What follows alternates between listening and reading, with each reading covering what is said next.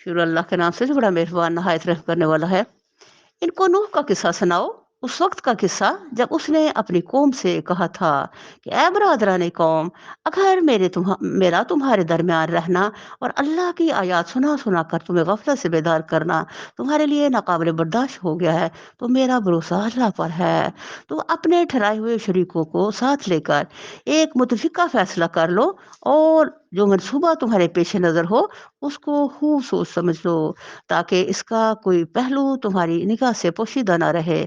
फिर मेरे खिलाफ इसको अमल में ले आओ, और मुझे हरगिज़ मोहलत ना दो। तूने मेरी नसीहत से मुँह मोड़ा, तो मेरा क्या नुकसान किया? मैं तुमसे किसी अजर का तलबगार न था, मेरा अजर तो अल्लाह के ज़िम्मे है। ये हम मुसलसल पढ़ रहे हैं कि पैगंबरों का भी यही ऐलान, और क़यामत तक के दाए दीन लोगों का भी यही ऐलान है। सूरह यासीन में ख़ुसूसी तौर पर अल्लाह ने इसमें इशारा दिया कि जो अल्लाह के रास्ते में काम करते हैं, उनका इतना ख़ालिस काम होना चाहिए कि कोई भी उनका जो ज़हन है या अमल या कौल या फ़ेल, उसके अंदर ये ना हो कि दीन का काम करते हुए तुम किसी से कोई उसका फ़ायदा चाहो या उससे कोई उजरत चाहो।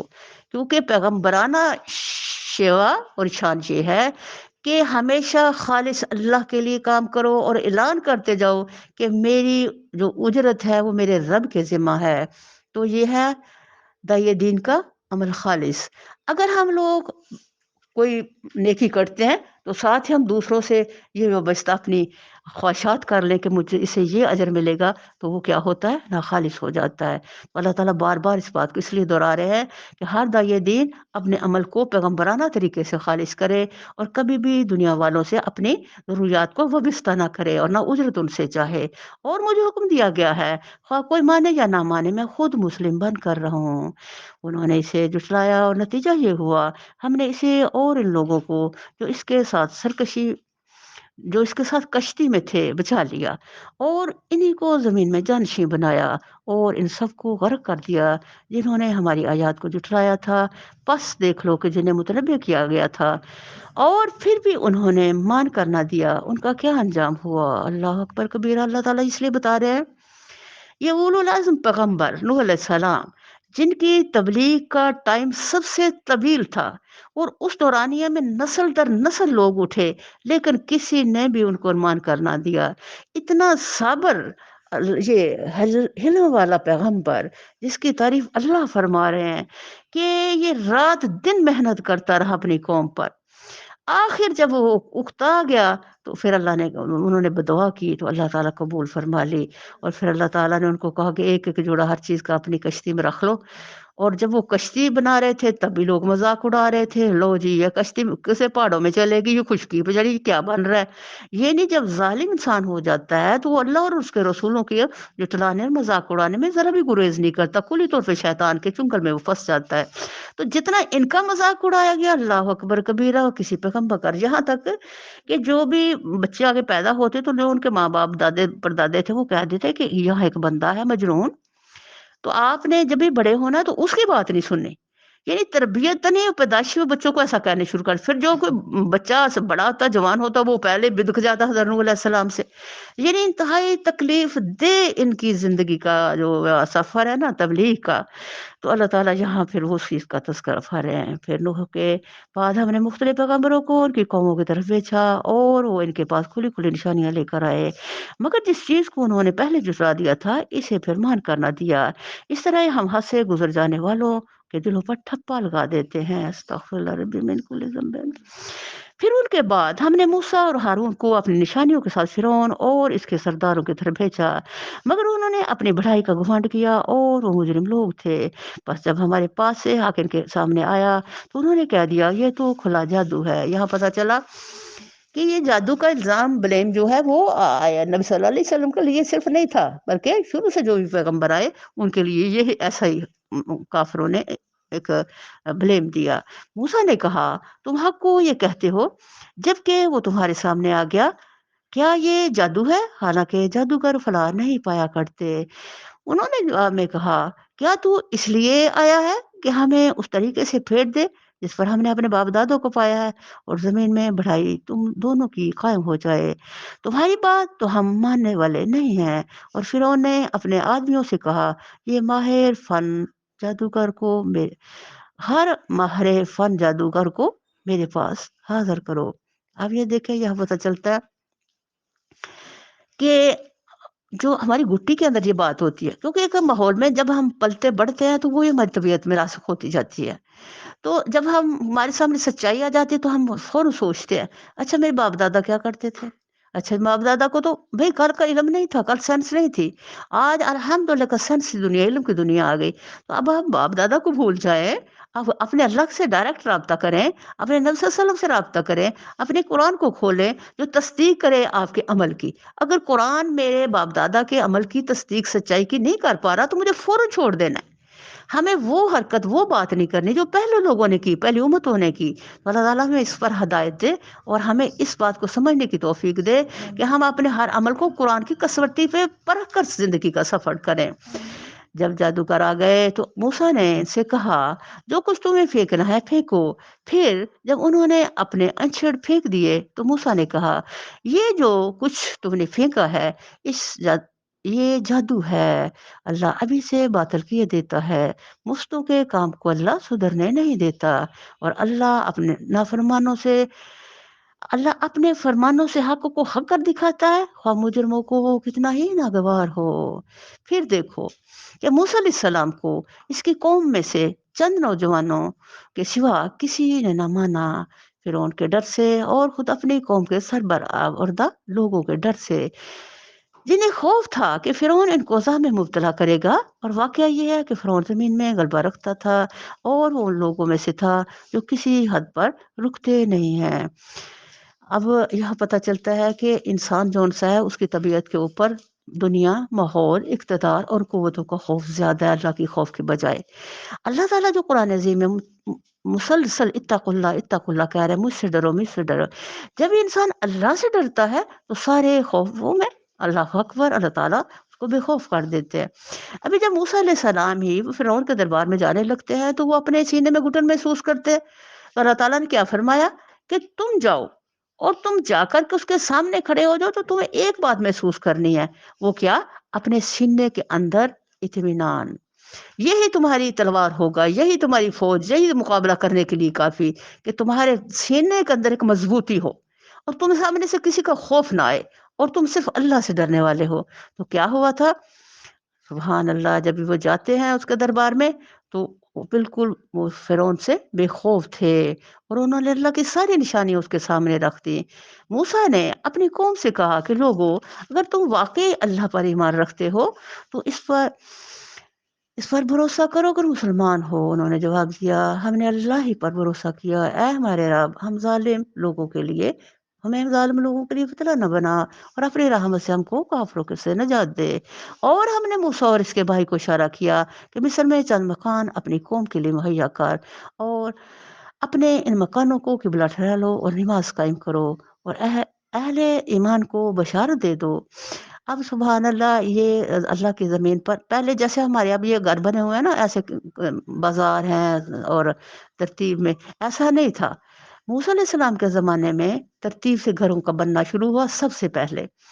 اور یہ جو مسجد اللہ نے کہ گھر بنا لو کہ بنا، تو یہ ایک عبادت کے لیے کوئی کنسپٹ نہیں تھا کہ کون سی جگہ پہ ایک مخصوص بستی کے لیے ہو اور وہاں لوگ اکٹھا ہو کے عبادت کرے، تو یہ بھی یہ موسیٰ علیہ السلام سے شروع ہوا۔ تو پھر انہوں نے مسجدیں بنائی اور الحمدللہ اس میں نمازیں شروع کی اور اپنے گھر ترتیب سے بنائے اور بستیوں کو بھی ایک ترتیب دی اور ایک ڈسپلن دیا۔ یہ سارا کچھ موسیٰ علیہ السلام کے دور سے شروع ہوا ہے۔ موسیٰ نے دعا کی، اے ہمارے رب، تو نے فرعون اور ان کے سرداروں کو دنیا کی زندگی میں زینت و اموال سے نواز رکھا ہے۔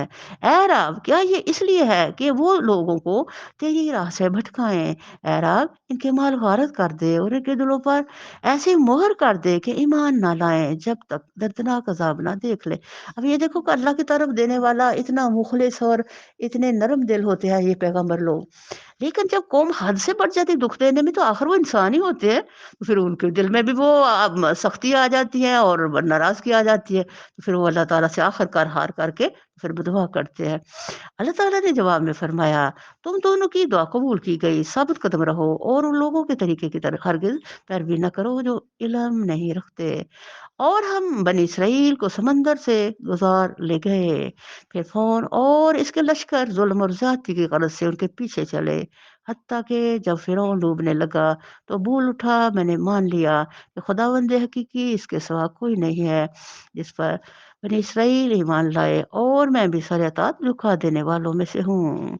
सुभान अल्लाह! जब भी उसने ये कहा फ़िरौन ने, तो जिब्रील अलैहिस्सलाम फरमाते हैं, जब इसने कहा था अना रब्बुल आलमीन इस बंदे ने, उस वक़्त से मुझे इससे इतनी नफ़रत थी कि अब जो इसने ग ग कलमा भी पढ़ने की कोशिश की, तो मैंने क्या किया, मैंने एक मुट्ठी मिट्टी की मुँह में थोप दी ताकि इसके मुँह से कलमा ना निकले। मुझे इतना नफ़रत थी इस बंदे के। कहते हैं जिब्रील कहते हैं, मैं अल्लाह के करीब तरीन रहता हूँ और मुझे पता है कि अल्लाह कितना रहीम है। तो मुझे खौफ था कि इस बंदा जो मेरी नफ़रत में है, अरहम अर्राहमीन इसकी तौबा को कबूल करके तो इसको कहीं माफ़ ना कर दे। इतना गुस्सा था मुझे इस बंदे पर। अब ईमान लाता है, हालाँकि इससे पहले तक तो नाफ़रमानी करता रहा, तो अल्लाह ताला उसको ये कहते हैं और फ़िसाद करने वालों में से था। अब तो हम सिर्फ़ तेरी लाश ही को बचाएँगे ताकि तू बाद की नस्लों के लिए निशाने इबरत बने। अगरचे बहुत से इंसान ऐसे हैं जो हमारी निशानियों से गफ़लत बरतते हैं। तदब्बुर। नबी करीम सल्लल्लाहु अलैहि वसल्लम ने फरमाया, अगर बनी इसराइल ने सुई के नाके से ऊँट गुज़ारा है, तो मेरी उम्मत भी ऐसा ही करेगी। अब इसलिए नबी सल्लल्लाहु अलैहि वसल्लम ने फरमाया, हमने बनी इसराइल को बहुत अच्छा ठिकाना दिया और नहायत उम्दा वसाइल ज़िंदगी इन्हें अता किए। फिर उन्होंने बाहम इख्तिलाफ़ नहीं किया, मगर इस वक़्त जब इल्म इनके पास आ चुका था, यकीनन तेरा रब क़यामत के रोज़ इनके दरमियान इस चीज़ का फ़ैसला कर देगा, जिसमें वो इख्तिलाफ़ करते रहे हैं। अब ये हमारे ऊपर इसलिए आ रहा है कि हमारे पास इस वक़्त क्या किताब है, कुरान है और कुरान कह रहा है वातसिमू बिहब्लिल्लाहि जमीअन वला तफर्रक़ू। इस कुरान को मज़बूत पकड़ो और फ़िरकों में ना पड़ो। तो इख्तिलाफ़ नहीं करना, लेकिन इसके बावजूद जो नबी सल्लल्लाहु अलैहि वसल्लम ने फरमाया जो बनी इसराइल ने किया वो मेरी उम्मत करेगी और वो हम कर रहे हैं। अब हमारे कितने फ़िरके बन गए हैं, जबकि हम सब लोग कौन हैं? कलमे वाले हैं। एक हमारा नबी है, एक हमारा खुदा है, एक हमारा कुरान है, एक हम नमाज़ पढ़ते हैं सारे।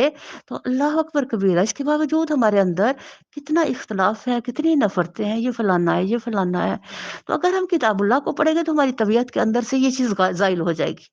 मेरे नज़दीक हर कलमा गो जो है वो अल्हम्दुलिल्लाह मेरा मोहब्बत वाला होगा, कमसलुल जस्त मेरे जिस्म का हिस्सा बन जाएगा। तो इस बात पे अल्लाह कह रहे हैं कि बनी इसराइल ने ऐसे किया था और हमारे लिए पैगाम है कि हमें ऐसा नहीं करना।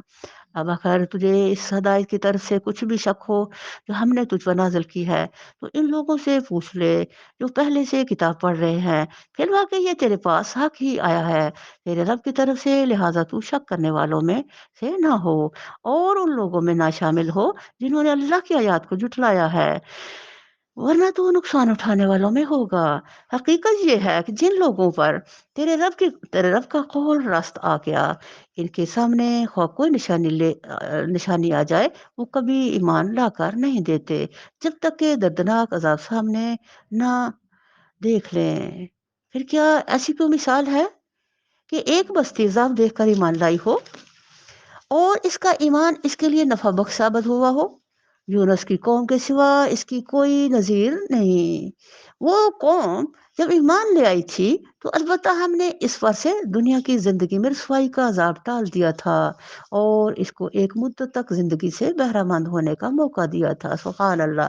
अब दुनिया में जितनी कौमें आईं, उनमें वाहिद ये यूनुस अलैहिस्सलाम की कौम थी कि जब भी उन्होंने दूर से देखा अज़ाब आता हुआ, तो फ़ौरन उन लोगों ने सच्ची तौबा की और इस अंदाज़ और स्टाइल जो मुख्तलिफ तरीके से बताया गया कि बच्चों को बस्ती के एक तरफ कर दिया, माँओं को एक तरफ, यानी ऐसे तरीके से कि जिससे इंसान के अंदर तड़प पैदा हो और ऐसी सच्ची तौबा अंदर से निकले कि आसमान हिला दे, तो ये इन लोगों ने किया।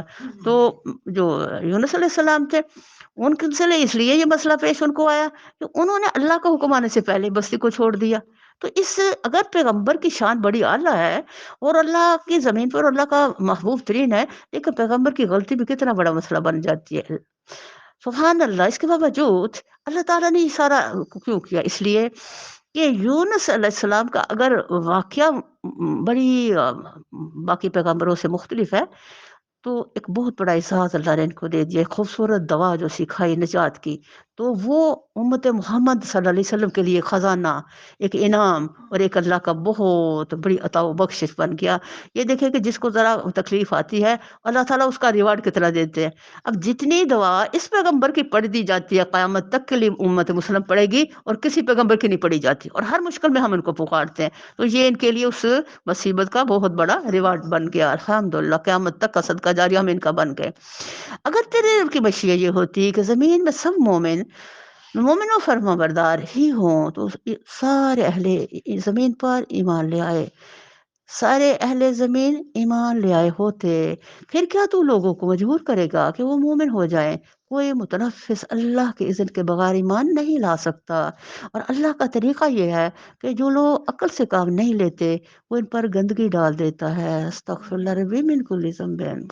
ان سے کہو زمین اور آسمان میں جو کچھ ہے اسے آنکھیں کھول کر دیکھو، اور جو لوگ ایمان لانا ہی نہیں چاہتے ان کے لیے نشانیاں اور تنبیہیں آخر کیا مفید ہو سکتی ہیں۔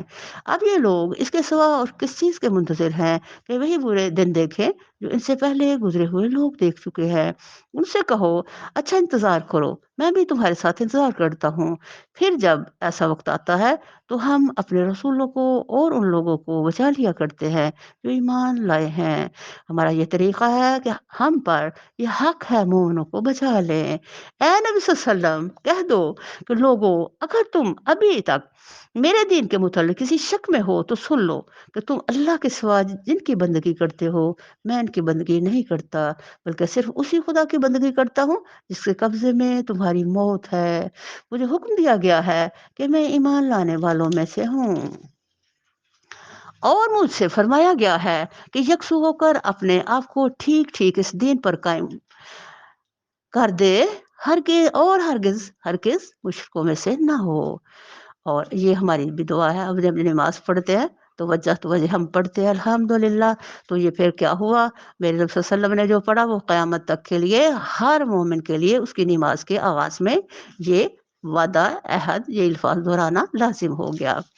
اور اللہ کو چھوڑ کر کسی ایسی ہستی کو نہ پکار جو تجھے نہ فائدہ پہنچا سکتی ہے نہ نقصان، اگر تو ایسا کرے گا تو ظالموں میں سے ہوگا۔ اگر اللہ تجھے کسی مصیبت میں ڈالے تو خود اس کے سوا کوئی نہیں جو اس مصیبت کو ٹال دے، اور اگر وہ تیرے حق میں کسی بھلائی کا ارادہ کرے تو اس کے فضل کو پھیرنے والا بھی کوئی نہیں ہے۔ وہ اپنے بندوں میں سے جس کو چاہتا ہے اپنے فضل سے نوازتا ہے، اور وہ درگزر کرنے والا رحم فرمانے والا ہے۔ اے محمد صلی اللہ علیہ وسلم کہہ دو کہ لوگوں تمہارے پاس تمہارے رب کی طرف سے حق آ چکا ہے، اب جو سیدھی راہ اختیار کرے اس کی راست روی اسی کے لیے مفید ہے، اور جو گمراہ رہے اس کی گمراہی اسی کے لیے تباہ کن ہے، اور میں تمہارے اوپر کوئی حوالہ دار نہیں ہوں۔ اور اے نبی صلی اللہ علیہ وسلم تم اس ہدایت کی پیروی کیے جاؤ جو تمہاری طرف بذریعہ وہی بھیجی جا رہی ہے، اور صبر کرو یہاں تک اللہ فیصلہ کر دے، اور وہی بہترین فیصلہ کرنے والا ہے۔ اب اللہ تعالیٰ یہاں ہمیں بتا رہے ہیں کہ اگر کوئی بھلائی کرتے تو اپنے نفع کے لیے کرتا ہے، بھائی برائی کرتا ہے تو کل ہی وہ دنیا میں نقصان اٹھائے گا۔ تو الحمدللہ جس نے اللہ کی باتوں کو مان لیا اس نے اللہ کے ساتھ اچھا سودا کر لیا۔ سورہ ہود یا تذرون پارہ 11۔ شروع اللہ کے نام سے جو بڑا مہربان نہایت رحم کرنے والا ہے۔ سورہ ہود، اس میں توحید کی دعوت دی گئی ہے، ماننے والوں کے لیے بشارت اور نہ ماننے والوں کی ہولناک سزا کی خبر دی گئی ہے۔ بندگی کے 3 درجے ہیں۔ پہلا اللہ کی عبادت کرنا حمد کے رویے کے ساتھ، دوسرا عبدیت کے ساتھ اللہ کی عبادتوں کو کرنا، خود کو غلام سمجھنا، تیسرا عبودیت نماز پڑھنا، ان الصلاۃ تنہا، اور روزہ رکھنا لعلکم تتقون۔ بندگی عبادت سے شروع ہوتی ہے اور پھر تیسرے درجے پر پہنچ جاتی ہے۔ ان 3 درجوں کو سامنے رکھنا ہے، عبادت کے بعد تیسرے درجے کو پانے کی کوشش کرنا ہے۔ شروع اللہ کے نام سے جو بڑا مہربان نہایت رحم کرنے والا ہے۔ الف لام را فرمان ہے جس کی آیتیں پختہ اور مفصل ارشاد ہوئی ہیں، ایک دانا اور باخبر ہستی کی طرف سے کہ تم نہ بندگی کرو مگر صرف اللہ کی، میں اس کی طرف سے تم کو خبردار کرنے والا بھی ہوں और बशारत देने वाला भी। और ये कि तुम अपने रब से माफ़ी चाहो और इसकी तरफ पलट आओ, तो वो एक मुद्दत ख़ास तक तुमको अच्छा सामान्य ज़िंदगी देगा। यानी अगर तुम रहमान की इबादत और अताअत और ईमान के साथ ज़िंदगी गुज़ारते हो, तो अल्लाह तुम्हारी ज़िंदगियों में भी बरकत देगा, यहाँ ये इशारा है। हम लोग ज़िंदगी के बड़े हरीस हैं। पर रसूल सल्लल्लाहु अलैहि वसल्लम ने फरमाया कि नेकी उम्र बढ़ाती है। अगर आप ज़िंदगी में और थोड़ा जीना चाहते हो और चाहते हो कि अल्लाह ताला मुझे थोड़ा और मोहलत दे दे ताकि मैं तेरी इबादत कर पाऊँ, जिसने ज़्यादा सजदे किए वो शहीद से पहले पहले जन्नत में जाएगा। तो हमारा लालच होना चाहिए कि हम इतनी ज़्यादा रहमान के सजदे करें कि शहीद से भी पहले हमारा दर्जा अल्लाह बना दे। तो इस लालच के लिए जो हम बहुत नेकियां करेंगे तो हमारी ज़िंदगी में अल्लाह बरकत डालेगा और हर साहिब फ़ज़ल को इसका फ़ज़ल अता फ़रमाएगा। सुभान अल्लाह। ये साहिब फ़ज़ल को फ़ज़ल का अता करना जो है वो क्या है कि अगर आप नेकियों में फ़ज़ल किसे कहते हैं? ज़ाइद। अगर तुमने नेकी की दौड़ में और अल्लाह की रहमत की तलाश में ज़ाइद चलोगे तो अल्लाह भी फिर तुम्हें ज़ाइद के अता के दरवाज़े खोलेगा। लेकिन अगर तुम मुँह फेरते हो, तो मैं तुम्हारे हक़ में एक बड़े हौलनाक दिन के अज़ाब से डरता हूँ। तुम सबको अल्लाह की तरफ पलटना और वो सब कुछ पलटना है और वो सब कुछ कर सकता है। देखो, ये लोग अपने सीनों को मोड़ते हैं ताकि इससे छुप जाएँ। खबरदार! जब ये कपड़ों से अपने आप को ढाँकते हैं, अल्लाह इनके छुपे को भी जानता है और खुले को भी। वो तो उन भेदों से भी वाकिफ़ है जो सीनों में हैं। वमा अलैना इल्लल बलाग।